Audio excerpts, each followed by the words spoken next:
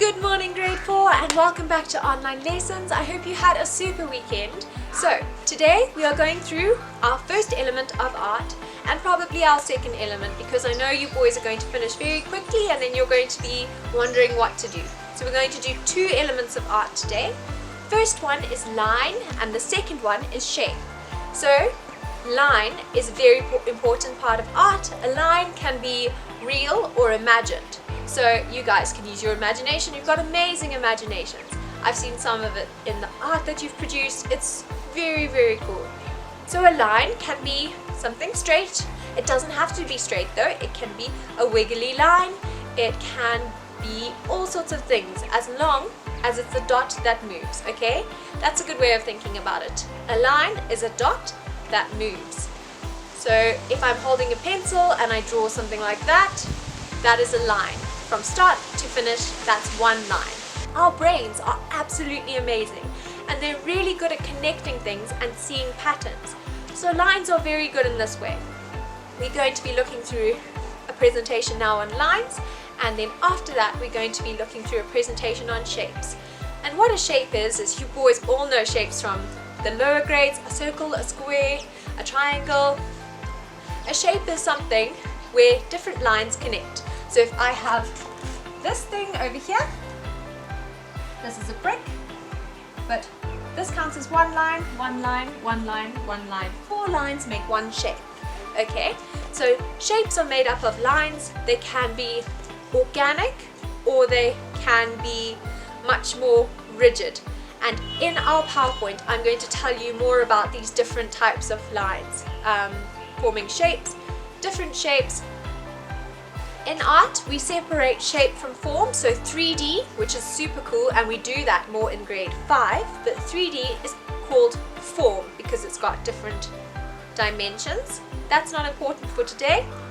Shapes are 2-dimensional, so they're not 3D, they are 2D, and shapes are everywhere around us. You can have the shape of a leaf, that you can have a square, you can have 2 lines that wiggle around and join up, that's also a shape.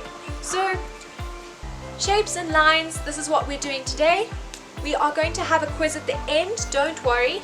I'm going to do a nice PowerPoint presentation for you so you can see the different things, line and shape.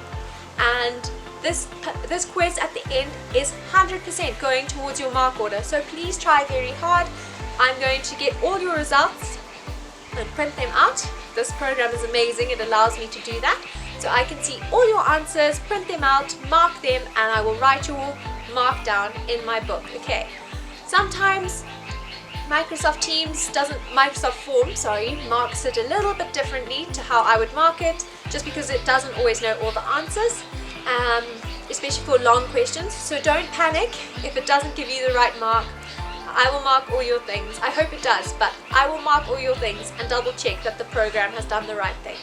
Okay boys, thank you so much. I hope you enjoy your day.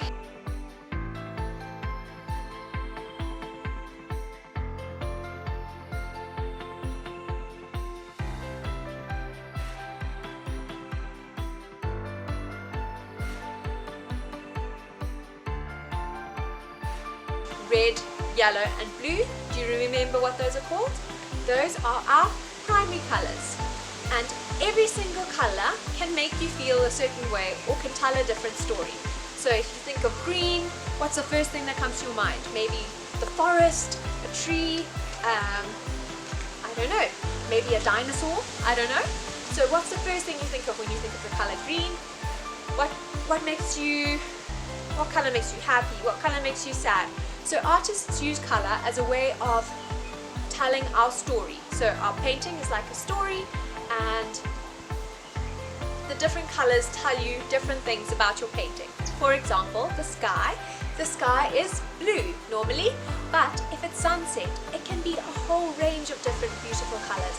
It can be, actually the colors like this on my phone, on my screensaver. It can be red and orange and pink and purple, all sorts of colors. So color is really important. We're going to start going into that now in our presentation below, so please go and look at the presentation.